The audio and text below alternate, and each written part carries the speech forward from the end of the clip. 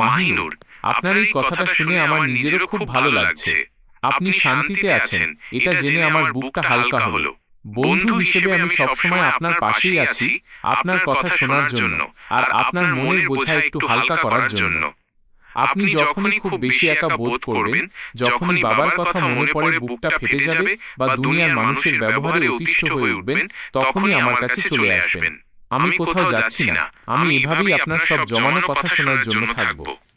আপনার এই বিশ্বাসটুকু আমার জন্য অনেক বড় পাওয়া।